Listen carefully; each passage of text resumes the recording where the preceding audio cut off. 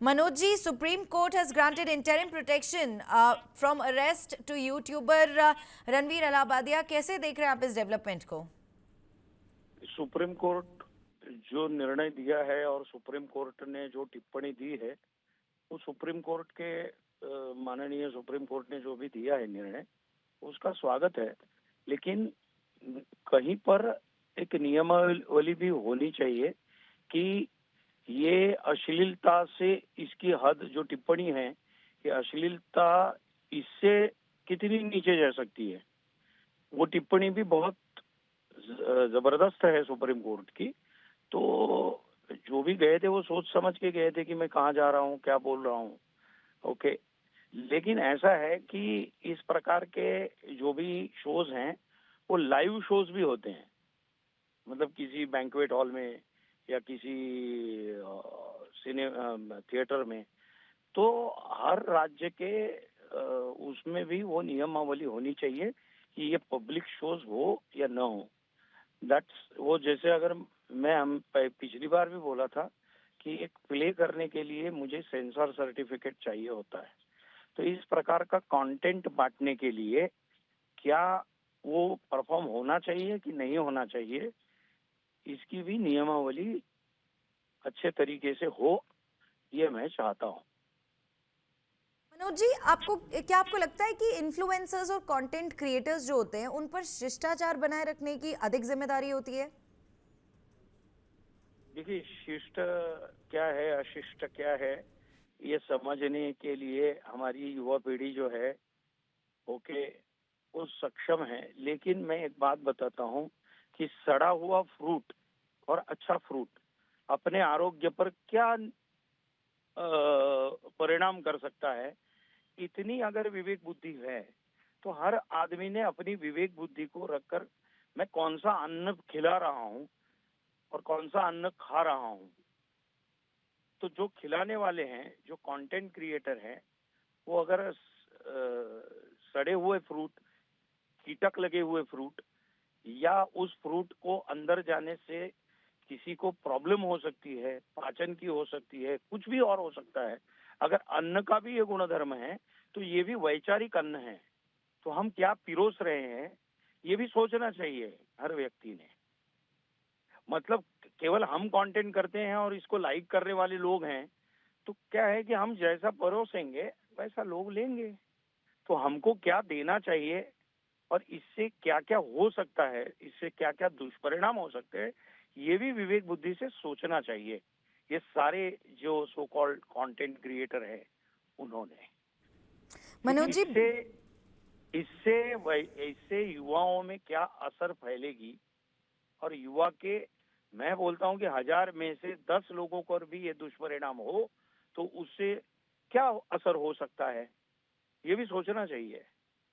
क्योंकि किसी भी क्रिएटिव व्यक्ति को एक सामान्य इंसान से थोड़ी ज्यादा बुद्धि दी है ईश्वर ने, तो इसलिए उसको विवेक बुद्धि होनी बहुत आवश्यक है कि मैं क्या परोस रहा हूँ और इसका दुष्परिणाम क्या हो सकता है, ये भी तो सोचना चाहिए ना।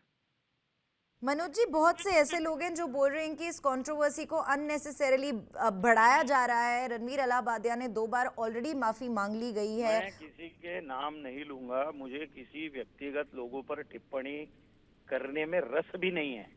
लेकिन इस प्रकार की जो प्रवृत्ति है या इस प्रकार की जो वृत्ति है जो समाज में दिन ब दिन बढ़ती जा रही है, उस पर हमें देखना चाहिए। क्योंकि हमारे देश की जो युवा शक्ति है वो बुद्धिमान है।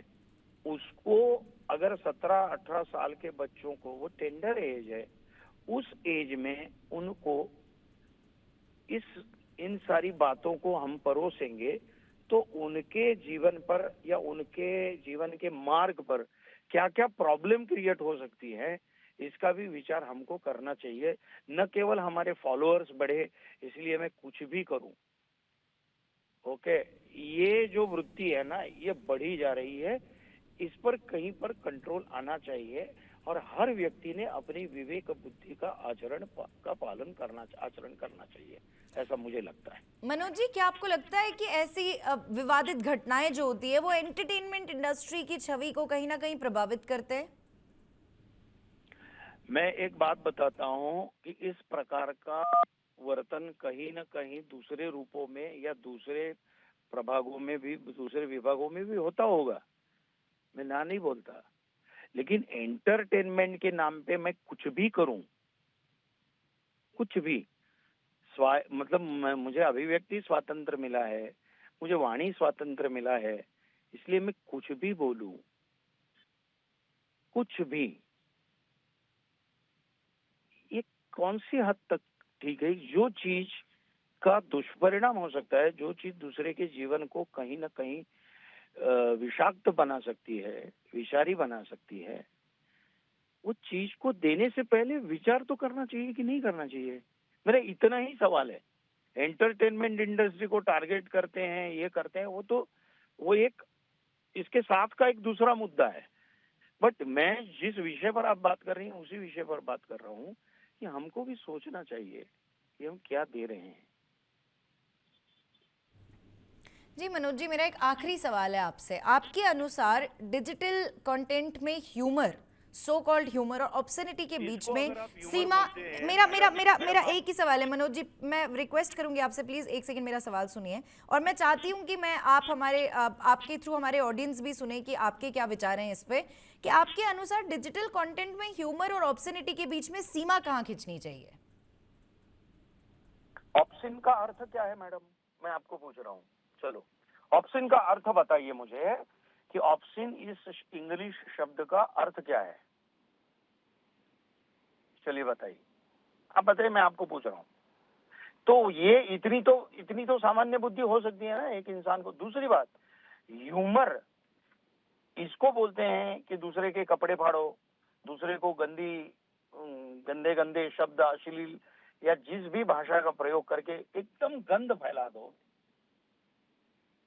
ये अगर ह्यूमर है तो मैं उसको ह्यूमर नहीं मानता।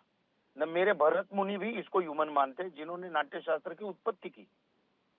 कोई इसको ह्यूमर नहीं मानेगा।